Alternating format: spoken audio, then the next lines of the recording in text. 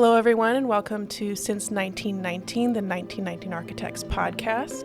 Today we're covering the question, architect, want, or need? Why do I need an architect for a project? I found these drawings online. Can I just use them? All these questions and more will be covered today on today's episode. Ron, I'll hand it over to you. All right. Thank you, Margaret. So really it comes down to, we get so many calls, and it'll be someone that's looking for something small. And the first thing they say is, I went to the city and they say I need an architect. What we really want to do is try to change that narrative from a need versus a want. And why would you want to have an architect? That's kind of the biggest thing that we want to kind of drill down here today, especially because of the need. A lot of times what happens is people will see a contractor. And they'll see, contractors, they're advertising all the time. They've got trucks going around with their names on it. And they just think, all right, I'm going to build a new whatever. Let's say we're going to build a nail salon in this little space that I found. And they'll just go to a contractor and say, hey, I want to build this, not knowing that there is a process. So then they get directed to the city. The city comes back to them and says, well, you need an architect to sign and seal this. But they never get the reason why. So they just call us and say, I need an architect, and here's what I want to do. Why is it important to have an architect, and where this becomes a want is that part of it has to do with our training as being architects. So we cover a variety of things. One is the building code aspect of things. That's one portion of things that we have to know up front for a space, whether it's a restaurant, office, whether it's new construction too. I've been kind of concentrating on rehab because that's what we seem to get the most of. So if someone's going to do new construction, they kind of know, that kind of just triggers them they need to get an architect. Though they do go to contractors a lot of times too. They'll say, I want to build this office, and here's what I want, here's my business. And then the contractor usually refers them to go get an architect so they can do the drawings so that we can bid. So the purpose of the architect is to provide some documents that a contractor can bid from that is compliant with several different things. One, it's compliant with the building codes. That's the first and foremost thing we have to meet. We have to meet accessibility codes as well, so that people that may use a wheelchair for mobility have access to the facility that they want to serve, whether it's public or service or whatever it may be. So just a question. Yeah.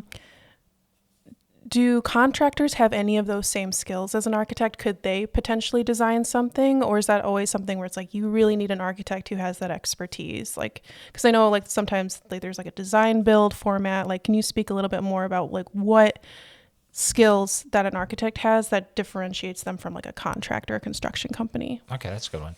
Yeah, so there are contractors out there that do design build. And in order in the state of Illinois to be a design build firm, you have to have a licensed architect on your staff. Okay.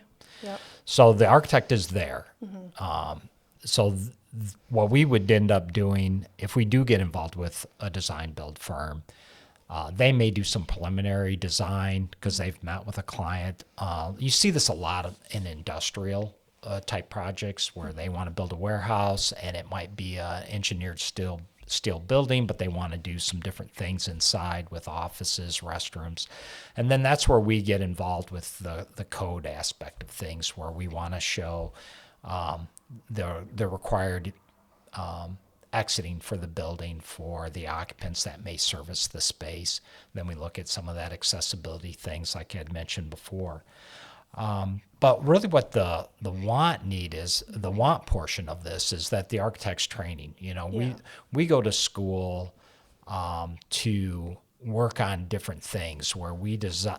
I don't want to get too philosophical with it because I'm not a philosophical architect, but we do, as part of our training, is to think of being creative with the design. Because a lot of times people will just want, here's what I need, X, Y, and Z. And we drive by buildings all the time, and you look at it and you may look at it and go, wow, is not a very attractive building. But at some point, there was an owner that said, yep, let's go ahead and do it. Yeah. Whether it's budget driven, whether it might have been, they just really like that. Yeah. But what we can bring to them is some different ideas that they may not even be thinking. They may just be looking for the raw, basic, here's what I need. Mm-hmm. What they may not know is, a good example for this for me is when we do skilled care nursing facilities. Yeah. Or assisted living facilities. We want to meet with there's a lot of people that say they want to do it. Mm-hmm. And I just had a conversation with one of our clients that operates assisted living and memory care facilities. And the point that he brings up is there's people that want to get into it because they think it's a real estate investment. Mm. What they don't realize is that it's actually medical care is what's being provided. Yep. And what ends up happening with those type of clients that are going in for a real estate investment, they may not know. They just say, oh, okay, I need an assisted living facility, and here's what I want. The thing where we bring in is one of our experience in doing these designs and also meeting with staff and operators.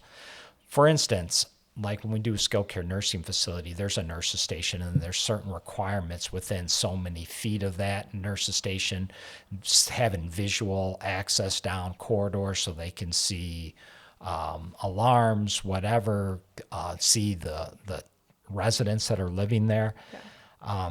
This is what we bring to the table, where we can use that information and also bring in things like the memory care facilities. You and I have kind of talked about this before we started the podcast, and I think we'll do one in the future. Yes. Is what is that behavior of someone with memory care, and how does that affect the design?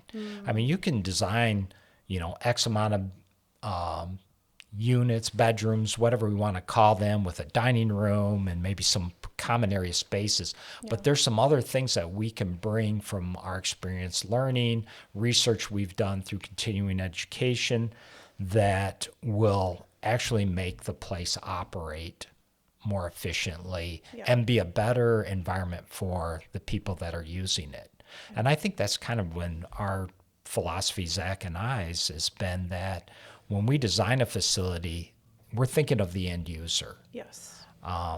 Yes, there's some gorgeous architecture out there, and, I wouldn't turn down a project just to be as creative as we can be, but there also comes a point of where it needs to be functional, that will serve the end user. Yeah. Because at the end of the day, the people living in there, if it is like a living facility, say like an assisted living, they're not necessarily going to care that won an award because it used X amount of brick or had certain features. They're going to want to know that they're getting the care to have a quality living experience. Yeah. And I think that's where we can bring that, and that would be the want for an owner to come to us and say, hey, I want the best experience for whoever it might be, whether it might be like an office building, natural light, arranging the offices so that that's accessible for everyone. Yeah. I also forgot to mention too that it was kind of tied in with the building codes is the energy codes. Oh, yeah. That's important too, because a lot of people will just think, well, hey, I built this 20 years ago, and I didn't have to do all this stuff. Why do I have to do it now? Yeah. And that's where we're telling we have to comply with this. And then sometimes funding factors as well. If they're using certain funding programs, if it's federal or whatnot, they may have to step that requirements up, whether it be LEED, National Green Building Standards. There's a couple. We do stuff for... oh my gosh, I forgot it. Oh. Well, anyway, there's other programs out there, Enterprise Green Communities. That's the one I was thinking of. Yep. So that's where we would bring our expertise to them to guide the owner on decisions that will make the most economical sense to comply with whatever regulations they're they're going after, or whether the funding's requiring it. Okay. So I have another question for you. Okay. Can you think of a project where a client started off thinking they had to hire you and ended up wanting you there for your expertise? Wow.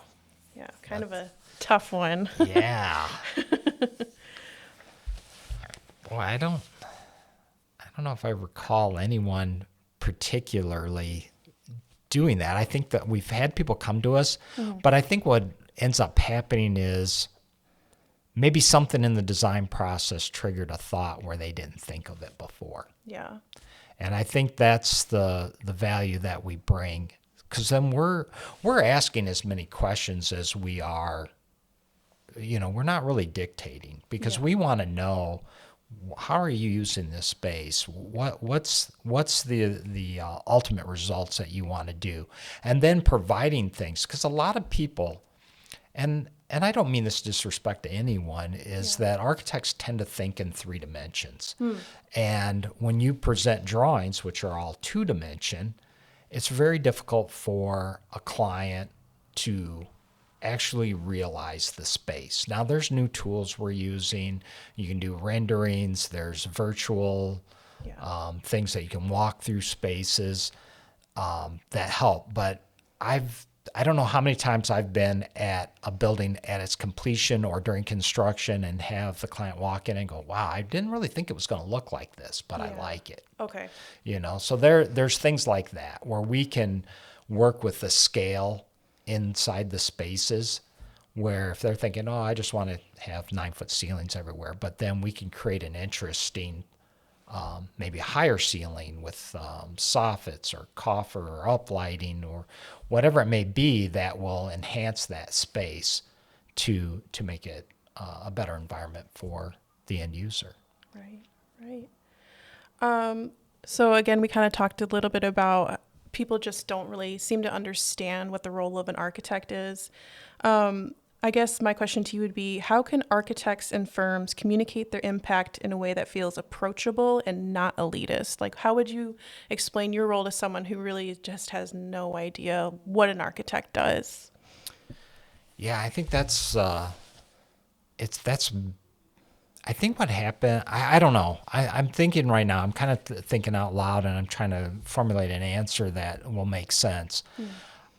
I think historically in the past, it was just you went to an architect because it was a profession that you wanted to do, say like Jess Barloga, our founder of our firm. They wanted to do the news tower. They knew they wanted offices. It was going to be a place for them to produce the newsprint papers. And so they went to him, where it seems that, I really hate to say it, everything's so instant and disposable, and there's just so much information available. And I've seen this throughout my entire career, which has been over the last 30 plus years. So it's nothing new, but at some point things changed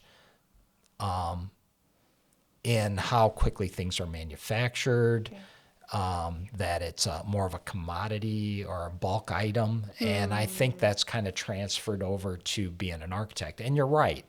I do feel we went to that pre-proposal meeting for a school. Right. And you walked in and just said, man, is it always this intense? Yes. and unfortunately, I think there is a lot of egos within our profession that does seem to, especially if you get too many in a room, architects that is, that it just kind of, where I could see where that would be difficult. It's not like,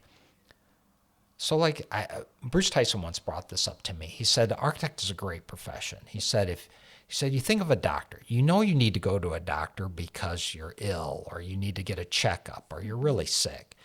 You go to an attorney there's a couple times, one, you want to do some planning, cover yourself, that's good. Or you're going there because you actually need their help. You're trying to fight something, whatever. But an architect, no one ever really thinks about going to an architect. Yeah. They like I said, they go that route first to the builder, or they find, like you said, they find plans online. This happens a lot with single family homes. That's where it becomes that need. Oh, I need this. Now, for the state of Illinois, You can do a single-family home. You can do a duplex without an architect's stamp. Really? So we've had people come to us before, and that Yeah. might be like the previous question you asked, say, hey, I'm going to do these duplexes. I need you to do this. Well, they already have the plans. Then we inform them, yeah, you can pay us to do this, and we can put this in together. But you could probably just go build this if you want, and you wouldn't need us. Oh, I feel like is that not like a safety issue or something? Well, I don't know. I mean, the houses are, there's enough where the contractors know the codes for them to build a single family home. Gotcha. Now, I know that there's been some stress on them too with the energy codes ratcheting up that, but they're adjusting, and they're making the changes to the drawings, and the city still does do an inspection, so you do have that checks and balances. The other thing about the architect is too, and I failed to mention it, is that we are kind of the quarterback of the team. So we are, for more complex projects, we are hiring the structural engineer at the most times. So we're coordinating with them what kind of structure is going to be: wood frame, steel, masonry, using any precast slabs, so we're kind of dictating or helping with that decision with the owner to what's going to be the most economical, which is code compliant. Then we're working with the mechanical, plumbing, and electrical engineers so they can design the systems to create the environment inside that will be, appropriate lighting levels, appropriate ventilation, the right amount of plumbing fixtures for the use. Right. So you're kind of like talking about construction administration, which is something I actually didn't know that architects did, which I feel like is such a valuable service, like especially if you don't really know what you're looking at. It's nice. Okay, well, at least the architect knows what's going on, Yeah. But I guess one of my final questions to you would be, what makes your team's approach distinct? So what makes our 1919 Architects approach distinct in the way you serve clients and communities? Well, I think first and foremost is we kind of adopted a philosophy, and it was here before I became a partner and owner. It is that the firm's principals are really the main contacts for the clients that come to us. And you get into larger firms, there's a lot more layers of management, and they need it because there's a lot more things going on. But what ends up happening with that is, I've seen it happen before in interviews where the firm principal or whoever it might be for that particular project, and if they get awarded, then they hand it off to someone else to take the project, run with it, and that becomes their contact. Not that that person does a bad job, but a little bit different is that we're the main decision makers between Zach and I. Yeah. And it's kind of nice that we can offer that the client can be direct contact with us. And if we can't be there all the time, that's when we, delegate. We can't be everywhere all the time with the multiple projects. But for the most part, our touch is on that project from that initial meeting to when we're turning over the building. Yeah. And like you said, that's one of the things that I'm doing, which is a good thing. I mean, I go to the job site, and I want to be on that job site at least once a month because, like you said, part of that construction administration is us to review the construction process to make sure that the contractors are building in conformance to our plans. And then we're also working with the contractors because a lot of times we'll draw a detail just because this is how we were taught, learned how to do it, but then we are working with the contractor too, because the contractor may come to us and say, this will be a lot easier for me to build if I do it this way. Yeah. And then we have that conversation, and a lot of times it's something where we're learning on the job too. Right. I don't ever want to go onto a job site thinking I know everything there is to know, because the value of those trades that have been doing it day in and day out may have a quicker, more efficient way of doing it that's going to get us the same results. Yeah. Yeah. Well, I don't have any more questions for you. Is there anything that you feel like we didn't cover or something that you want to add here at the end? Yeah, I think the really just kind of, what's the value? Yeah. What is a value that the architect brings? And that value is, one, our education our education and training. So our education is right now 6-year process. It's, you get a bachelor's degree, then you have to get a master's degree to be eligible to sit for the exam. Okay. So then after we graduate college, we are doing what's essentially an internship. Yeah.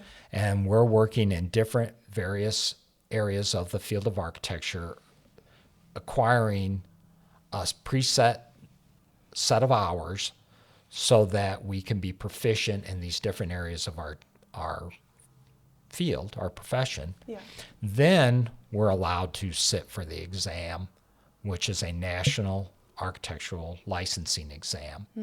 And then there's several parts of that we have to pass.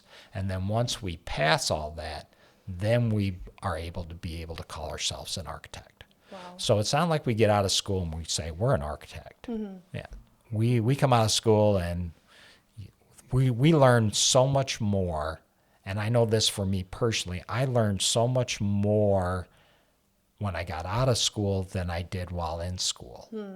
What I learned in school was the basic knowledge. We did learn about different types of construction. We learned about the structural design. I had, for mine, when I was going to school, I had the option to either take the route to become a structural engineer, an architectural designer, an architectural technician. So there were 3 paths that I could choose to go. Yeah. I chose the design portion, and design does work a little more with philosophies, but it's also looking at things aren't random. There's a thought process of how certain parts of a building intersect with a different part of a building. Because if you see a building that looks really kind of wild, there is still a methodology behind it. Yeah. That, but when you see something that was designed without that, spaces are awkward. Yes. Or things look awkward on the outside. Yeah, it becomes more of just like a structure and not like a place that you really live in if Yeah. you don't have that touch. Yeah, definitely. But I think really and then also once we are licensed, to maintain our license, we have to maintain continuing education. That's right. And so we have to get up to 12 hours a year of health, safety, and welfare credits. Yeah. So that requires us to do that besides. So the value that an architect brings is, one, we are your main point of contact. We are bringing experience, we're bringing an education, and we're bringing philosophies to help enhance your ideas and turn them into a reality that is going to best serve whoever you are trying to serve. Well, thank you so much, Ron. This has been really insightful, and I hope everyone listening, you've really learned something about the importance of an architect and how we can really help you with all of your future projects and maybe your future dream projects too. Thank you again for listening. This has been Since 1919, the 1919 Architects Podcast.